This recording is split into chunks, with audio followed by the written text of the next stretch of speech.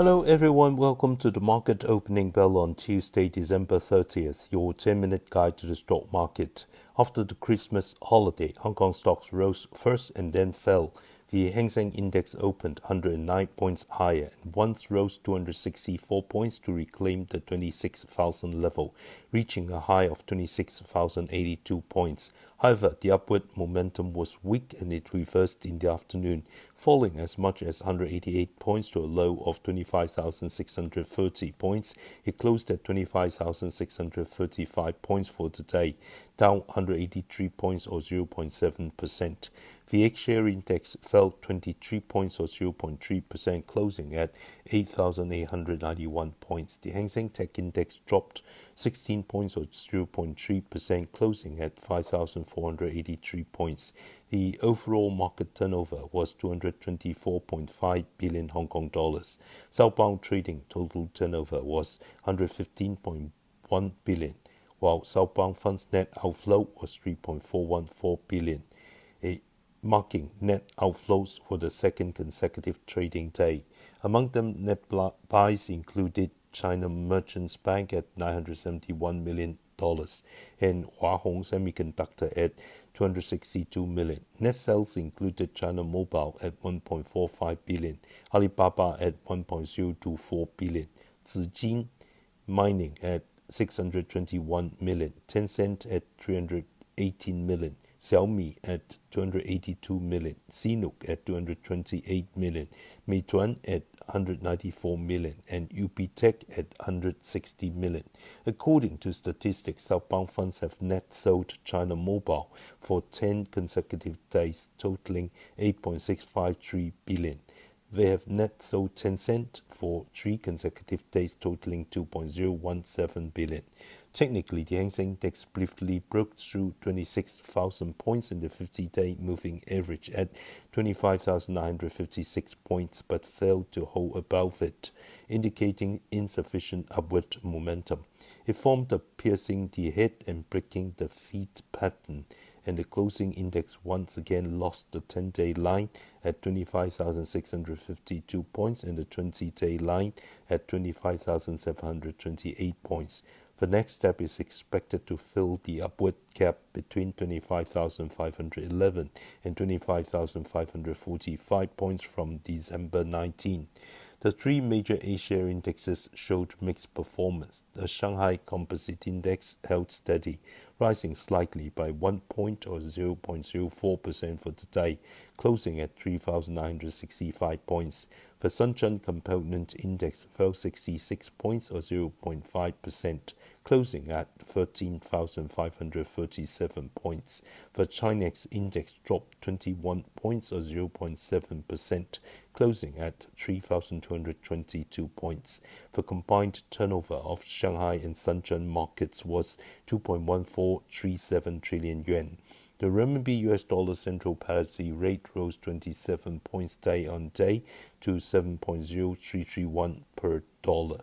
In the first 11 months, profits of industrial enterprises above designated size nationwide grew 0.1% year-on-year, with growth remaining positive for 4 consecutive months since August 2025, indicating that the industrial economy is gradually stabilizing under pressure. However, profits in November alone declined 13.1%, reflecting fluctuations in year-end market demand and cost pressures. On the news front, the National Fiscal Work Conference was held in Beijing from December 27th to 28th. The meeting summarized fiscal work in 2025 and outlined 6 key tasks for 2026, including adhering to domestic demand dominance, vigorously boosting consumption, increasing investments in key areas such as new quality productive forces and comprehensive human development, further strengthening basic guarantees and safety nets, and promoting residents' employment and income growth. The 4th session of the 14th National People's Congress is scheduled for March 5th next year, and the CPPCC meeting will be held on March 4th. The Ministry of Finance stated that it will continue to implement a more proactive fiscal policy next year, with clear continuation of the national subsidy for trading of consumer goods. In addition, the NDRC is promoting comprehensive rectification of involution-style competition in industries such as new energy vehicles and the new three items. Auto stocks generally bucked the market and performed well. For so-called new three items, refer to three categories of high-quality new energy products in China's foreign trade exports that have replaced the traditional old three items, namely clothing, furniture, home appliances, electric vehicles, lithium batteries, and solar cells. Although the export data for the new three items is impressive, the domestic market has fallen into intense price wars, extremely low profit margins, and severe overcapacity, prompting official special rectifications. However, rectifying involution in the new three items faces several challenges. First, companies continue to lower prices to compete for market share, leading to extreme compression of industry profit margins. By the end of 2025, some leading manufacturers attempted joint price adjustments, but the overall market remains trapped in a strong supply-weak demand pattern. Supply chain governance is imperfect, and small and medium-sized enterprises often face issues like overdue payments, affecting the healthy development of the overall industry ecosystem. Two research institutions point out that China's new three items capacity has significantly exceeded global total demand. Although officials promote market-oriented and rule-of-law measures to guide the exit of backward capacity, local governments and enterprises face interest conflicts and transformation pains in implementation. Three countries like the US and EU have set up trade barriers and localization policies such as EU subsidy investigations and US high tariffs, forcing companies to shift from direct exports to overseas local production, increasing operational costs and risk. At the same time, with high dependence on exports for the new three items, once global market demand saturates or policies tighten, domestic overcapacity issues will immediately worsen.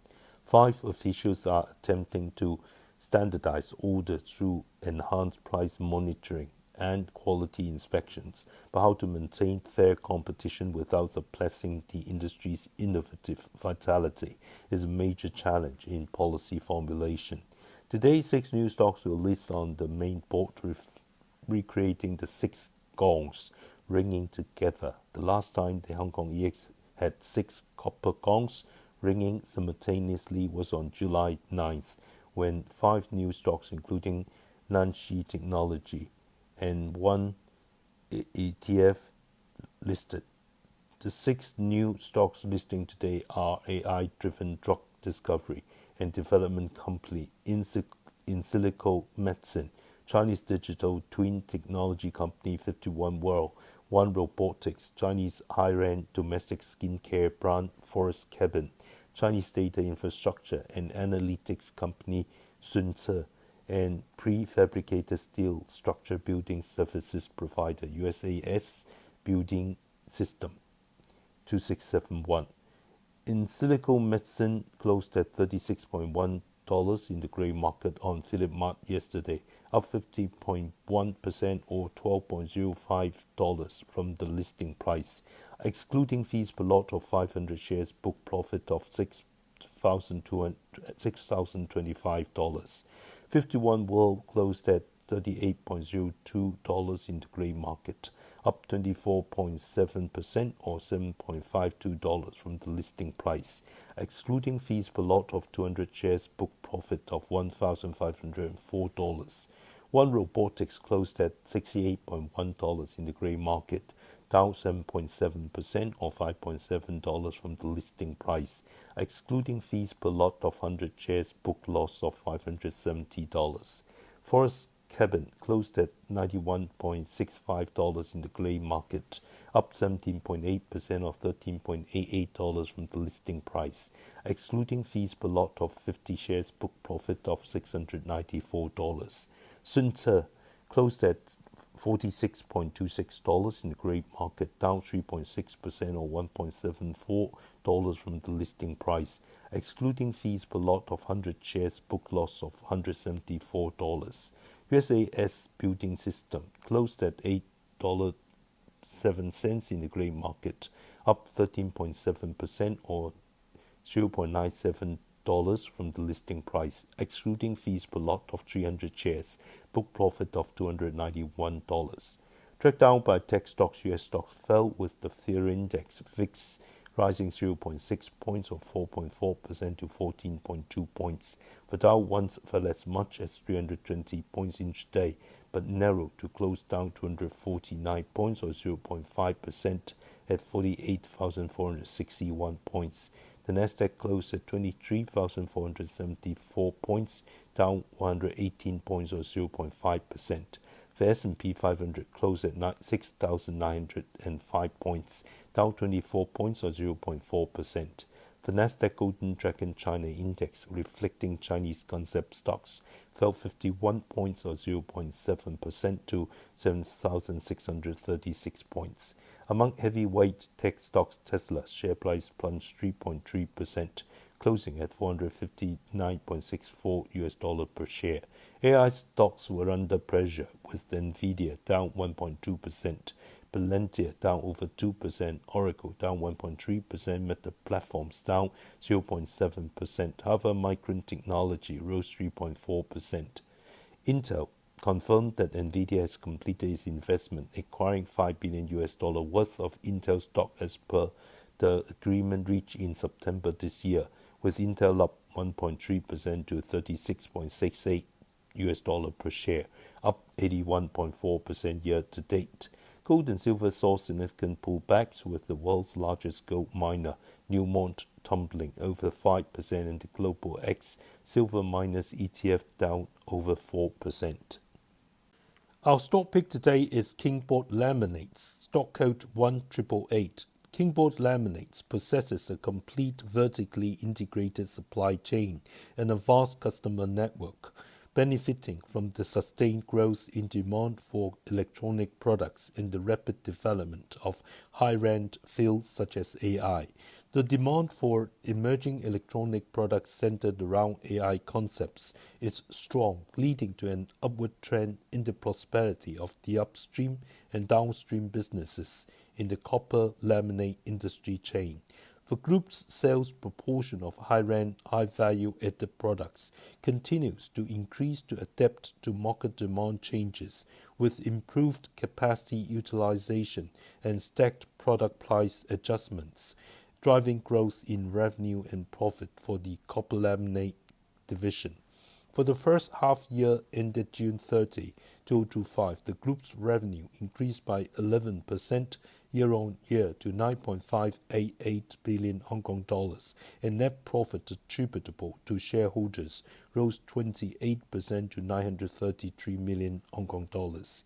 Given the trend towards more batch diversified development in the copper laminate market, the group is actively researching and developing new products to meet diverse customer needs in terms of performance and price, while continuously exploring new market segments, achieving ideal progress in optimizing its product portfolio. Data centers and cloud computing have driven a significant increase in the use of thick copper foil. The latest phase of copper foil capacity in Lianzhou at 1,500 tons per month was fully operational in the first half of 2025, greatly enhancing the group's cost efficiency. Additionally, thanks to an experienced management team that continuously improves production technology to boost efficiency and reduce energy consumption, while enhancing production equipment automation to cut personnel expenses, profit before interest, taxes, depreciation, and amortization rose 3% to 1.607 billion Hong Kong dollars. Looking ahead, the rise of AI technology is driving the vigorous development of multiple industry chains, including cloud data centers, robotics, autonomous driving, and smart wearable devices, as well as the continuous upgrade of high-speed networks, all of which will stimulate demand for electronic products and become a growth driver for copper laminate demand. High performance, high reliability, and high stability premium copper laminates will become the mainstream demand in the future electronics market. The group will actively promote market share for mid to high-end products such as high frequency, high speed, medium, high heat resistance, halogen-free, and prepreg materials. The group's heavily invested copper laminate R&D center has successfully developed various high-frequency, high-speed products applicable to GPU motherboards in AI servers, and through vertical industry chain synergies has successfully developed HVLP3 copper foil for AI servers and ultra-thin VLP copper foil for IC packaging substrates. In high-end communication fields, especially in 5G, 6G communications, and AI servers, low dielectric glass fiber yarn is currently in short supply. The group's first kiln for producing low dielectric glass fiber yarn, located in Qingyuan City, Guangdong Province, commenced production in the first half of this year. In the second half, 3 additional kilns will be added to produce low dielectric glass fiber yarn, including higher value-added second-generation low dielectric glass fiber yarn, to meet the requirements for high computing power driven by 5G, 6G communications and AI development. At the same time, in 2026, another specialty glass fiber yarn factory will be built in the park, with 6 kilns put into production for low dielectric, low expansion and quartz glass fiber yarn to expand the group's market share in high-end products. Additionally, the project in Shaoguan City, Guangdong Province, with an annual output of 70,000 tons of electronic-grade glass fiber yarn and 96 million meters of electronic-grade glass fiber cloth, will commence production in the second half of 2026, alleviating capacity bottlenecks for downstream products upon completion. Overseas, the group expanded copper laminate capacity in Thailand by 400,000 sheets per month in 2024, reaching 1 million sheets per month by the end of 2024. Subsequently, it will continue to add 2 phases of 400,000 sheets each in Thailand, reaching a total capacity of 1.8 million sheets, making the group the largest copper laminate producer in Southeast Asia. This capacity expansion can support the growing demand from overseas clients, including the overseas operations of Kingboard Holdings printed circuit board companies. Suggested buy price $12.6 Hong Kong dollars, target $14, stop loss $11.90. I do not hold the aforementioned stock.